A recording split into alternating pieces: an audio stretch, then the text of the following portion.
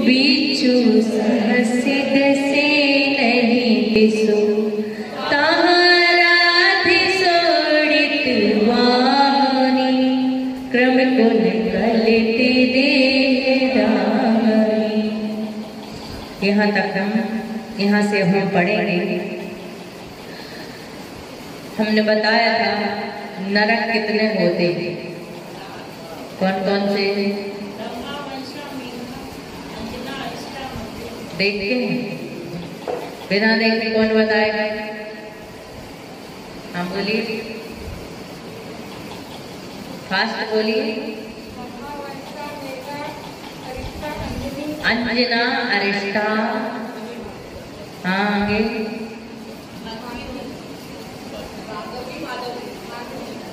मघवा और माघवी। चलिए बैठ जाइए, बहुत सुंदर। दूसरे नाम स्वर्ग नरकों के दूसरे नाम हाँ बताइए। बालू का प्रभा, पंख प्रभा, ये सब पहले भाग का है। 7 नरकों के नाम याद नहीं है तो 7 नरकों से जाने से हम कैसे बचेंगे? दुखों के वर्णन की तो बहुत दूर की बात है कि नरकों में दुख क्या क्या होते, नरकों में कितने दुख होते हैं। अभी हम पढ़ेंगे तब समझ में आएगा कि आखिर नरकों में कितना दुख होता है, कितनी वेदना होती है। बताइए बाबू। हाँ बताइए ममता भाभी। जब से हम आए तब से ममता भाभी दुबली हो गई। बोलिए कौन से प्रभाव में जाना है अपने को? कोई प्रभाव में नहीं जाना तो चलिए बोलिए। हाँ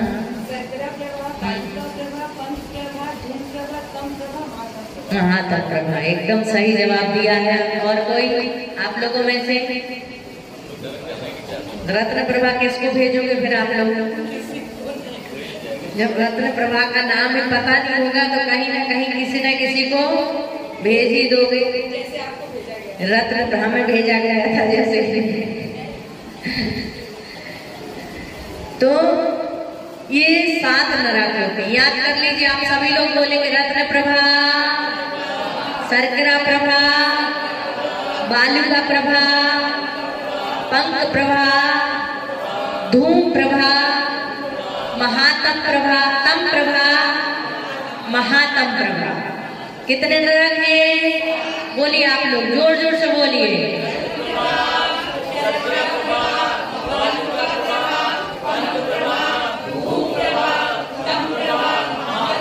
महातम प्रभा। इसमें प्रभा क्यों कहा? इसमें नरकों, नरक जैसी जगह को प्रभा लगा दिया।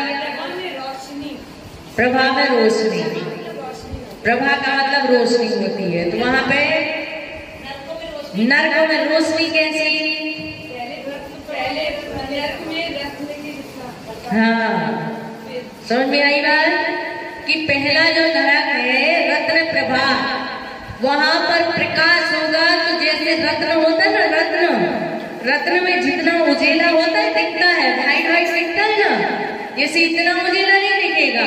जैसे रत्न में व्हाइट व्हाइट दिखता है उसकी जैसी प्रभा वहां पर होगी। इसलिए उस नरक का नाम क्या है? रत्न प्रभा। और फिर जैसे आगे बढ़ते हैं अपन और नीचे अंधकार में जाते हैं, पहली मंजिल पे बहुत प्रकाश होता है, दूसरी मंजिल में प्रकाश थोड़ा सा, नीचे वाली मंजिल में थोड़ा सा कम होता है। तो वहां का प्रभा, वहां का जो प्रकाश है, वहां पर जो उजेला होगा वो किसके समान होगा? शर्करा, शक्कर के जैसा। शक्कर रत्न से थोड़ी सी कम सफेद होती है। रत्न का प्रकाश ज्यादा होता है और शक्कर का प्रकाश रत्न से के प्रकाश से थोड़ा कम होता है। हाँ बालू का, बालू मतलब रेत। अब तीसरी मंजिल पे नीचे नीचे, अभी सबसे ऊपर से चल रहा है, कौन सी? 7वीं मंजिल से, 7वीं से 6वीं में आते हैं, मतलब सेकंड में नीचे उतरता है, ऊपर से नीचे। तो तीसरी वाला जो तीसरा नरक है उसका नाम क्या है? बालू का प्रभा। बालू का प्रभा का मतलब होगा वहां पे बालू के जैसा प्रकाश होता है। रेत होती ना, शक्कर से कम प्रकाशमान यानी कम उजेला वाली कौन होती है? रेत। रेत के जैसा प्रकाश होता है बालू का। फिर आता है क्या? पंख। पंख मतलब कीचड़। कीचड़ कैसा रहता है? काला काला। कैसा रहता है? काला। जैसे कीचड़ होता है, कीचड़ के जैसे वहां पर चौथे नरक में कीचड़ के जैसी प्रभा होगी, इसलिए उस नरक का नाम है कौन सा? पंख प्रभा। फिर आता है धूम प्रभा। जब किसी के घर में आग लग जाती है ना, तो धुआं एकदम अंधकार, एकदम काला काला। कीचड़ वाला तो कीचड़ में घुस गिर भी जाएगा ना, तब भी उसको थोड़ा बहुत दिख ही जाएगा, लेकिन धुआं में कुछ भी दिखाई नहीं देता है, एकदम अंधकार अंधकार होता है। इसलिए उसको क्या कहा है? जब फैक्ट्री वगैरह में या किसी में बहुत ज्यादा आग लग जाती ना, उस समय एकदम काला काला, एकदम जैसे बादल बादल होते ना, बादल के जैसा एकदम काला काला घना घना अंधेरा दिखाई देता है, अंधकार दिखाई देता है, उसके जैसा वहां पर प्रकाश होने से उसका नाम क्या है? धूम प्रभा। और फिर आता है तम प्रभा। तम मतलब अंधकार। जब आप 6वीं मंजिल में जाएंगे, कौन सी मंजिल में? 6वीं। नीचे और तलगर में जाएंगे 6वें हिस्से में, तो कहते हैं कि और अंधकार हो जाता है। पहले से दूसरे में कम, दूसरे से तीसरे में कम, तीसरे से चौथे में, और चौथे से 5वें में और ज्यादा अंधकार होता है। तम मतलब अंधकार। जैसे हमारे यहाँ पर लाइट चली जाए तो कैसा हो जाता है? एकदम अंधेरा हो जाता है। या किसी हम गुफा के अंदर चले जाए तो कैसा हो जाता है? अंधकार हो जाता है। तम मतलब अंधकार। और महातम, गुफा के बहुत अंदर तक चले जाओ, अंतिम छोर तक चले जाओ, वहां पर बिल्कुल अंधकार ही अंधकार, महाअंधकार दिखाई देता है, उसको कहते हैं महातम प्रभा। बात समझ में आ गया? पहले नरक में कैसा ही प्रभा है, वहां पे कैसा प्रकाश है? रत्न के समान। दूसरे में शक्कर के समान। तीसरे में, चौथे में, 5वें में, 6ठे में अंधकार के, जैसे लाइट चली जाती है हमारे यहाँ तो अंधकार हो जाता है, अंधकार के समान। 7वें में घोर अंधकार, महाअंधकार, है ना? हाँ, धुआं होता है ना, जैसे किसी मकान में आग लग जाती है, धू धू करके जलता है, वहां पे एकदम काला काला, एकदम काला काला निकलता है ना? ऐसे सामान्य धुआं तो नॉर्मल होता है, लेकिन जो बहुत ज्यादा अंधकार में बहुत ज्यादा धुआं निकलता है, कोई फैक्ट्री जल जाए, कोई मकान जल जाए, या कोई जंगल जल जाए पूरा, तो एकदम टूट के अंधेरा होता है, टूट के काला काला एकदम दिखाई देता है। जैसे जब घोर बादल आते हैं ना, एकदम बारिश होने का जैसे होता है, तो एकदम इकट्ठे बादल होते हैं, एकदम काले काले हो जाते हैं, उस प्रकार। ठीक है? अब यहाँ पर 7 नरक होते हैं। 7 नरकों में 3 मूल बेल होते हैं। बेल कौन कौन से हमने बताए थे? इंद्रक बेल। ऐसे तो 84 लाख बेल होते हैं, लेकिन मुख्य रूप से 3 बेल होते हैं। कितने बेल होते हैं? 3। कौन कौन से? इंद्रक बेल, श्रेणीबद्ध बेल, प्रकीर्णक बेल। बात समझ में आई?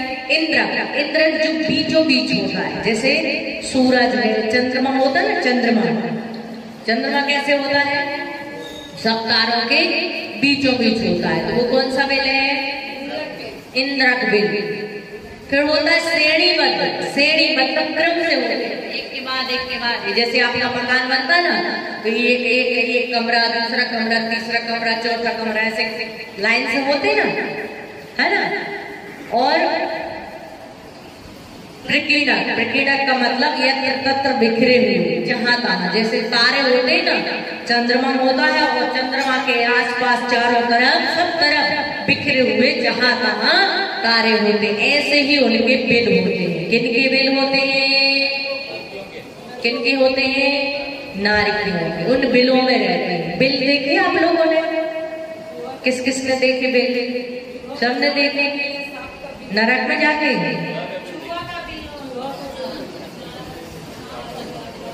वैसे ही समझ लो आप, जैसे आप पक्षियों के होते ना घोंसले, देखिए आपने पक्षियों के घोंसले, उस टाइप के लिए बिल होते थे, उन बिलों में नारकी रहते थे।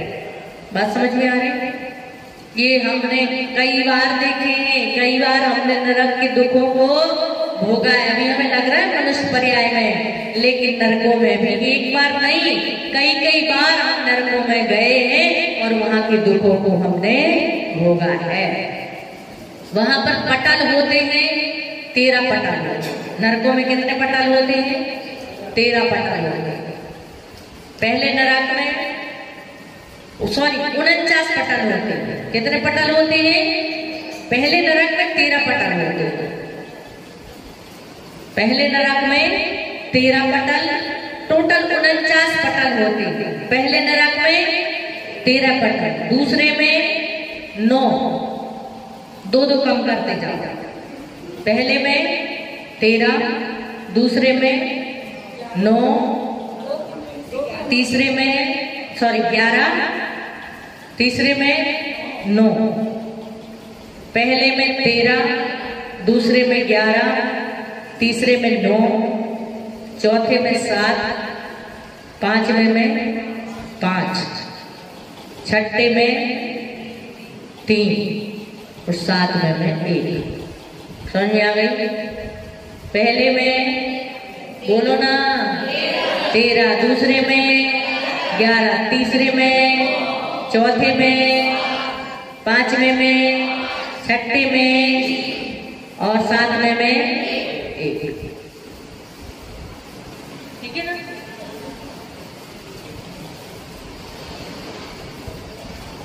ऐसे 49 पटल होते हैं। अब पटल बोले तो जैसे कोडरमा जिला है, क्या है? कोडरमा जिला है। अब जिला में पंचायतें कितनी है? कितनी है पंचायत? तो ये समझ लो कि ये पंचायत है। क्या? एक तो हो गया शहर पूरा, अब शहर के अंदर गांव, एक जिला हो गया, जहां जिला के अंदर तहसील, तहसील के अंदर पंचायत। इस प्रकार से यहाँ पर ये क्या होता है, एक तो बड़ी जगह होती है, उस बड़ी जगह में जैसे एक नरक, पहला नरक, नरक में 7 नरक में कितने बिल हैं? 84 लाख। कितने बिल हैं? 84 लाख बिल हैं। और पटल कितने हैं? 49 पटल हैं। तो एक जो पहला नरक है, आगे आगे बताएंगे आपके लिए कि पहले नरक में कितने बिल हैं, दूसरे में कितने हैं, तीसरे में कितने हैं, चौथे में कितने हैं। तो जो बड़ा होता है वो क्या कहलाता है? पटल कहलाता है ना। जैसे जिला हो गया तो ये क्या हो गया? पटल हो गया। जैसे होती राजधानी, राजधानी, तो ये क्या हो गई? एक नरक हो गया, राजधानी। ठीक है ना? राजधानी के अंदर जिला कितने हैं? तो जैसे हाँ, झारखंड जो है, झारखंड में जिला कितने हैं राजधानी के अंतर्गत? तो ये क्या हो गए? पटल हो गए। और उस राजधानी के अंदर जो जिला है, जिला के अंदर मकान कितने हैं? तो वो हो गए बिल। और बिल के अंदर नारकी कितने हैं? उस घर के अंदर लोग कितने हैं? तो ये क्या हो गया? नारकियों की संख्या। ठीक है ना? तो इस प्रकार से इसकी व्यवस्था चल रही है। तो अब आगे चलते हैं, अपन पढ़ते हैं इसको। तहाँ भूमि पर सती दुखी सो, बिच्छू सास डसे नहीं तिसो।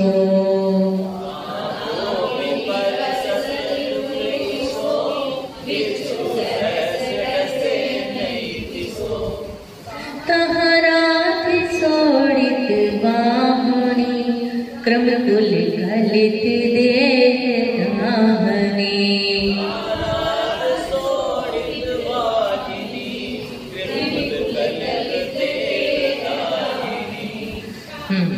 आइए सभी लोग जोर से।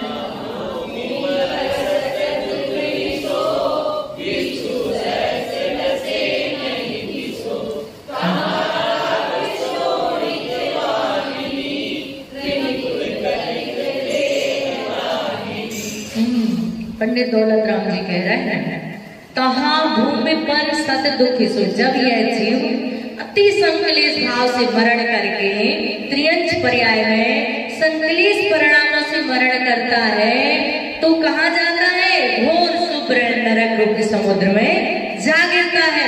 तो जैसे ही गिरता है, कैसे गिरता है? जैसे हमारा जन्म होता है ऐसे उनका जन्म नहीं होता है, ऊंचे से होता है। कहाँ? ऊपर से सीधा नीचे गिरता है, सीधा ऊपर से नीचे गिरता है। और जैसे कहते 36 प्रकार के तीक्ष्ण अस्त्र शस्त्रों पे गिरता है। कितने प्रकार के? 36 प्रकार के तीक्ष्ण अत्यंत नुकीले पेने जो अस्त्र शस्त्र होते हैं उन अस्त्र शस्त्रों पे जाकर के गिरता है। विचार करना, तुरंत का जन्मा हुआ जीव जब अस्त्र शस्त्रों पे गिरता है तो उसको कितनी वेदना होती है। और फिर नीचे जैसे ही गिरता है तो तहाँ भूमि पर सत दुखी सो, वहां पे जैसे ही गिरता है इतना दुख होता है, इतना दुख होता है, इतना दुख होता है कि बिच्छू साहस डसे नहीं तिसो। 1000 बिच्छू एक साथ डसते हैं। अब एक बिच्छू डस ले तो उछलने लगते गेंद की तरह। वहां पे तो 1000 बिच्छू एक साथ डसे तब भी इतना दुख नहीं होता है। इतना दुख नरकों की भूमि का स्पर्श करने मात्र से होता है। जैसे जो कोई बच्चा या हम जब जल जाते हैं तो किसी चीज से जल जाते हैं तो एकदम कैसे उछलते हैं? एकदम तड़प जाते हैं ना, एकदम उछलते हैं। ऐसे ही नारी जो जीव है जब भूमि का स्पर्श करता है और जैसे ही स्पर्श करता है तो उसे असहा वेदना होती है, उछलता है ऊपर गेंद की तरह। जैसे गेंद को जमीन में मारो तो सीधी कहाँ जाती है? ऊपर जाती है, फिर नीचे जाती है। ऐसे जो नारकी होता है गेंद की तरह उछलता है, नीचे गिरता हो सीधा ऊपर जाता हो, फिर जाके धड़ाम से फिर वहीं अस्त्र शस्त्रों के ऊपर फिर नीचे गिरता है और ऐसी असाह वेदना को सहन करता है।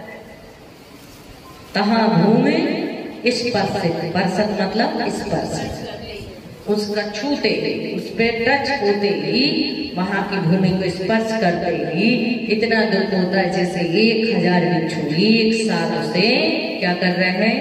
डस रहे हैं। उतना दुख नहीं होगा जितना दुख वहां की भूमि से बिच्छू सास डसे नहीं टिसो, नहीं टिसो, उतना दुख नहीं होता है जितना 1000 बिच्छू डसने पर होता है। उससे कई ज्यादा अधिक वहां की भूमि का स्पर्श करने से दुख होगा। तहाँ रात सोड़ित वाहनी। फिर क्या होगा? जब हम जल जाते हैं तो अपनी उंगली को काय में डालते हैं? पानी में डालते हैं। सबसे पहले पानी में डालते हैं, चाहे भले बोला ज्यादा पड़ जाए लेकिन सबसे पहले किस में डालेंगे? पानी में डालेंगे। ऐसे ही जब उस नारकी के लिए क्या होता है? अशाह वेदना होती, तड़प जाता है, जलन जाता है, कराह जाता है, तो फिर किसका सहारा लेता है? नदी का सहारा लेता है।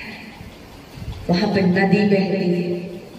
तहाँ राध सोड़ित वाहनी, वाहनी मतलब बहने वाली, शोड़ित मतलब खून और राध मतलब खून और पीप से भरी हुई नदियां होती हैं। कैसी नदियां होती हैं? खून और पीप से भरी हुई नदियां होती हैं। और वो नदियां कैसी होती है? क्रम कुल कलित देहदानी, क्रम मतलब कीड़े मकोड़े। किससे भरी हुई होती?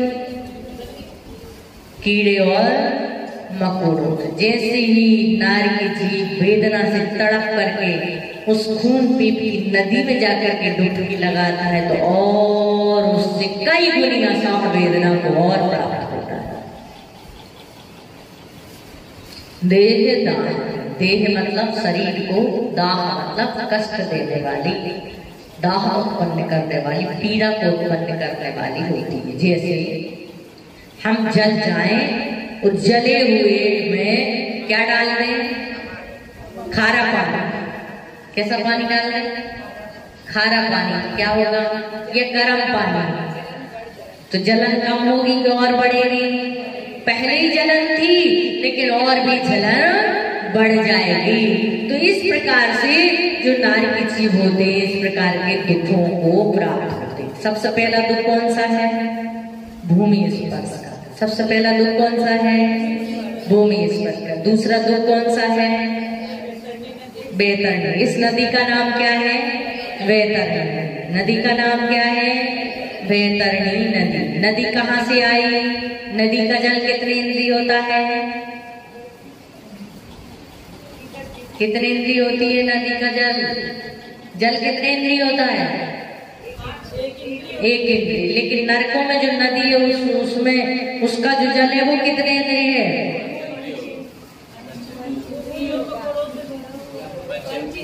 5 इंद्रिय। कैसे होगा 5 इंद्रिय?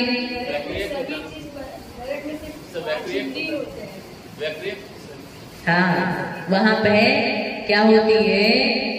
कोई अलग से नदी नहीं है। नादक सिक्के मकोल कलित देहदानी ना, वहां पे कोई कीड़े मकोड़े हैं। जो नारकी होते हैं वही नारकी क्या बन जाते हैं? कीड़े मकोड़े, नदी, खून, पीप, सारा जो कुछ भी है, पत्ते। अब वहाँ कहाँ भूमि पर सत दुख सो, ये तो स्पर्श का दुख है। अभी वृक्ष का दुख आएगा तो वहां पे वृक्ष कौन बनेगा? तो ये सारे के सारे नारकी ही एक दूसरे नारकी जीव को परेशान करने के लिए, पीड़ा देने के लिए, कष्ट देने के लिए नारकी ही सारी चीजें बन जाते हैं। बात समझ में आई? तो पहला दुख कौन सा है नरक में? भूमि स्पर्श का। दूसरा दुख वैतरणी नदी का। कहते हैं कि पहले नरक की मिट्टी यदि एक कण आ जाए, कितने? पहले नरक की मिट्टी यदि एक कण आ जाए तो 1.5 कोस के आदमी मरण को प्राप्त हो जाता है। कितने?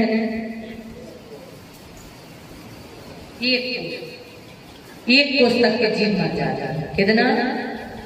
1 कोस तक के जीव मर जाता है। और दूसरे नरक की मिट्टी आ जाए तो आधा आधा बढ़ा लो, 1.5 कोस। कितना? पहले नरक की यदि 1 कण मिट्टी यहाँ पे आ जाए तो कितने कोस के जीव मर जाते हैं? 1 कोस के। दूसरे नरक की मिट्टी आ जाए तो 1.5 कोस के। तीसरे नरक की मिट्टी आ जाए तो 2 कोस के। चौथे नरक की मिट्टी आ जाए तो 2.5 कोस के। और 5वें नरक की मिट्टी आ जाए तो 3 कोस के। और 6ठे नरक की मिट्टी आ जाए तो, और 7वें नरक की मिट्टी आ जाए तो 4 कोस के जीव मरण को प्राप्त। उसकी इतनी दुर्गंध होती है। कितनी दुर्गंध होती है? पहले नरक की मिट्टी आ जाए 1 कण तो कितने कोस के जीव मरण को प्राप्त हो जाते हैं विजय भैया? 1 कोस के। दूसरे नरक की आ जाए तो 1.5 कोस। तीसरे की आ जाए तो, चौथे की आ जाए तो, 5वें की आ जाए तो, 6ठे की आ जाए तो, और 7वें की आ जाए तो 4 कोस के जीव क्या हो जाते हैं? मरण को प्राप्त हो जाते हैं।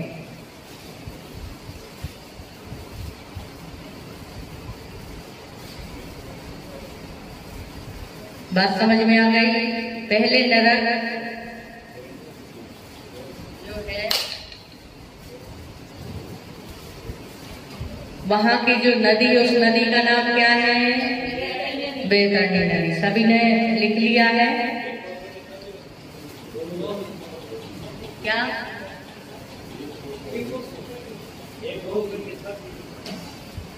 क्या बोल रहे? 1 कोस में होता है 2000। 1 कोस 2000 धनुष का 1 कोस होता है। कितना? 2000 धनुष का 1 कोस होता है।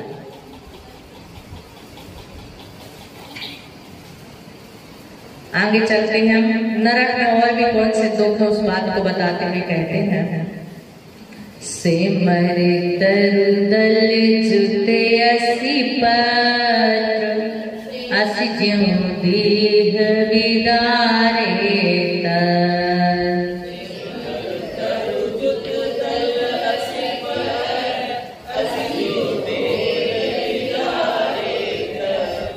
मेरु समान लोहे गल जाए ऐसी सीते उष्णता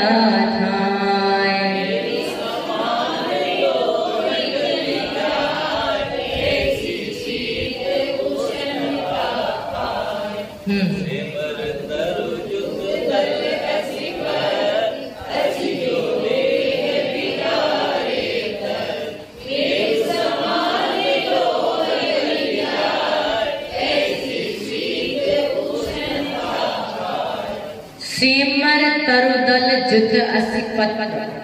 वहां पे जो नरक की नारकी है, वह नरक की नारकी जब और तड़प के वेदना होती है, बहुत त्रास होता है, जलन होती है, तो कहाँ जाएंगे आप? वृक्ष के नीचे, कि थोड़ी छाया में बैठेंगे तो थोड़ी सी शीतलता आ जाएगी। इसलिए सेमर तरुदल जुत असि पत्र। सेमर वृक्ष कौन सा वृक्ष? सेमर वृक्ष। तरु, तरु मतलब वृक्ष, दल मतलब उसका जो पत्ता होता है वो। असि पत्र, असि के जैसा होता है, तलवार के जैसा होता है। कैसा होता है? तलवार के जैसा। देह विदारे तत्र, जैसी नरक का नारकी उस वृक्ष के नीचे जाता है कि पत्र गिरता है, पत्ता गिरता है, और कहते हैं टुकड़े टुकड़े हो जाते, पूरी देह के तिल तिल के बराबर टुकड़े हो जाते हैं। इतनी वेदना को हमने सहन किया है। मेरु समान लोही गल जाए, और वहां पर ठंडी कैसी होती है? सुमेरु पर्वत, सुमेरु पर्वत के बराबर लोहे का जो गोला है वो गल जाए, ऐसी शीत, इतनी ठंडी होती है, उष्णता था, और इतनी ही गर्मी होती है। कितनी गर्मी होती है? सुमेरु पर्वत के बराबर, क्योंकि गर्मी में भी लोहा पिघलता है और ठंडी में भी लोहा पिघलता है। ठंडी में ओस पड़ती है तो उससे पिघलता है, और गर्मी में तपन के कारण भी पसीना जैसा होता है, उससे भी लोहा पिघलता है। इसलिए कह रहे हैं सेमर तरुदल जुत असि पत्र असि ज्यों देह विदारे तत्र मेरु समान लोहे गल जाए। सुमेरु पर्वत के बराबर लोहा गल जाए। हमारे को तो जरा सी ठंडी लगती है, मंदिर आना भूल जाते हैं, तो ठंडी लग रही है, आज मंदिर नहीं जाना है, दुकान चले जाएंगे लेकिन मंदिर नहीं आएंगे, ठंडी लग रही है। किसी से मैंने कहा चतुर्मास में भी आलू प्याज, अरे बोली कुछ सब्जी अच्छी नहीं लगती है। मैंने त्रियंच पर्याय में घास भी अच्छी लगती थी। क्या? त्रियंच पर्याय में घास भी अच्छी लगती थी। अभी हमें लौकी तो रही सब्जी अच्छी नहीं लगती है। और नरक में जाएंगे तो वहां की मिट्टी भी अच्छी लगती थी, फिर भी भूख शांत। अभी पढ़ेंगे हम। 3 पर्यायों को हमने भोगा है। ऐसी ऐसी पर्यायों में गए हैं हम कि गुबरीला बने, और गुबरीला बन करके गोबर से पेट भरा है, कीड़े मकोड़े बने हैं, मल खा करके अपने पेट को, उदर को भरा है। ऐसी ऐसी पर्यायों में हम गए हैं, कीचड़ खा करके हमने पेट को भरा है। ऐसी ऐसी पर्यायों में गए हैं कि कीड़े मकोड़ों को खा करके पेट को भरा है। और मनुष्य पर्याय में आकर हम कहते हैं कि कोई सब्जी अच्छी लगती नहीं। गुरु के उपदेश से ज्यादा उपदेश तो इन सब कूड़े मकोड़ों को, चींटियों को, पतंगों को, त्रियंचों को, लूलों को, लंगड़ों को, बहरों को और ऐसे ऐसे प्राणी संसार में उनको देख करके जो गुरु उपदेश नहीं दे सकते, उनको देख करके हम उपदेश ग्रहण कर सकते हैं। ऐसी ऐसी पर्यावरण ने एक बार नहीं कई कई बार हमने जन्म लिया है और इन पर्याओं के दुखों को हमने भोगा है। आज हम ऐसी जिंदगी और ऐसी की जिंदगी जी रहे हैं, लेकिन ऐसी भी जिंदगी जी है कि हम पौधों में रहे। वो जब छठा काल आएगा, अभी नहीं चेते तो छठा काल आएगा और हमें उसी ही पर्यावरण में ऐसे मकान रहने के लिए नहीं मिलेंगे, क्या ऐसे घर रहने के लिए नहीं मिलेंगे। इतने इतने से लोग होंगे, ज्यादा से ज्यादा अवगाहना एक हाथ की होगी। कितने हाथ की होगी? एक हाथ की होगी। और ज्यादा से ज्यादा, अभी जैसे ज्यादा से ज्यादा 7 हाथ की है, लेकिन कोई 5 का है, कोई 3 हाथ का ही है जो भी है 3 का है, 4 का है, कोई 1.5 हाथ का ही है। ऐसे भी जीव है जो 1.5 हाथ के भी है। कहने का मतलब ये है कि अभी 7 हाथ की अवगाहना है, फिर भी हम इतने छोटे हैं।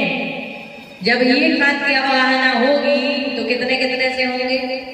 चूहा तो बहुत बड़ा है, चूहे से भी छोटी अवगाहना होगी हमारी। और रहने के लिए मकान नहीं होंगे, वही बिल होंगे और पेड़ पौधों के अंदर ही हमारा क्या होगा? निवास होगा। इसलिए तैयारी कहाँ की करना है? 21,000 वर्ष बाद, यानी 26,000 में से कुछ साल घटा दो, 26,000 और 20 साल और घटा दो 21,000 वर्ष में से है। 21,000 वर्ष का है ना, तो 2600 घटा दो। 2600 और कुछ हो गए ना, भगवान महावीर को जन्म लिए, तो 2600 और 2021 है। हाँ, जो भी कुछ हो, लेकिन वो संवत है। हाँ, भगवान महावीर के जन्म हुए 2600, 20-21 वर्ष, कुछ 20 वर्ष हो गए हैं ना, तो 2620 साल घटा तो 21,000 वर्ष। उसके बाद छठा काल आएगा, फिर छठा आएगा 21,000 वर्ष का, फिर 5वां आएगा और फिर जाकर के चौथा काल आएगा। 84,000 वर्ष हमें व्यतीत करना है। कितने? 84,000, उसमें से माइनस कर दो 2600 साल और कुछ, इतने साल व्यतीत करना है 6वें काल में और 5म काल। तो कहाँ की तैयारी करना है? एक बात हम आपसे पूछते हैं मनोज भैया, कि यदि आप यहाँ से चले और आपकी गाड़ी यदि आधा घंटा 1 घंटा लेट है, तो आप छाया में बैठ करके इंतजार करोगे कि धूप में बैठ करके? सुबोध भैया, छाया में बैठ के करोगे। इसलिए संयमित जीवन जी करके स्वर्ग में जाकर के विश्राम करना, चतुर्थ काल के आने का इंतजार करने के लिए, ना कि धूप में बैठ करके इंतजार करना। धूप नरक है और स्वर्ग छाया है, इसलिए हम स्वर्ग में जाकर के इंतजार करेंगे चौथे काल के आने का, ना कि नरक में बैठ करके या फिर ये धूप में ऐसे छठे काल की 5म काल की धूप में तड़प तड़प करके मरने से अच्छा है, उस धूप में बैठने से अच्छा है कि स्वर्ग में जाकर के आनंद से बैठेंगे और जब चौथा काल आएगा तो उसमें जन्म लेकर के अपनी मनुष्य पर्याय को सार्थक करें। क्या करना है? धूप में बैठ के इंतजार करना है, ट्रेन का, बस का, कि छाया में बैठ के। जब तक हमारे चौथे काल की ट्रेन, प्लेन लैंड होने में वक्त है, तब तक हम अपना वक्त कहाँ गुजारेंगे? कहाँ गुजारेंगे? स्वर्ग की छाया में। वरम व्रते पदम देवम ना व्रते व्रत नारकम छाया तपस्थयोर्वेदम प्रतिपालयतोर्मनः। आचार्य पूज्यपाद स्वामी अष्टोपदेश में कहते हैं, वरम व्रते पदम देवम, व्रतों को पालन करना श्रेष्ठ है। वरम, वरम मतलब श्रेष्ठ, वरम व्रते पदम देवम ना व्रते व्रत नारकम, और आवृत्ति रह करके नरक में जाना श्रेष्ठ नहीं छाया तपस्योर्वेदम प्रतिपालयतुर्मः व्रत पालन से देव पद आवृत निर्मल को मित्र राह देखत खड़े एक छाया एक धूप। इसका पद्यानुवाद है कि एक मित्र छाया में खड़ा है और एक मित्र धूप में खड़ा है, एक मित्र की प्रतीक्षा के लिए। आप बोलता किसको होगी ज्यादा, किसको होगी आप बोलता, किसको होगी? धूप वाले की। कब आए? अरे अभी तक नहीं हुआ, 10 मिनट का बोल के गया, 5 मिनट में ही घबरा जाएगा। वो जो छाया में बैठे वो आधा घंटा लेट भी आएगा, फिर भी उसको टेंशन नहीं, आराम से बैठा है।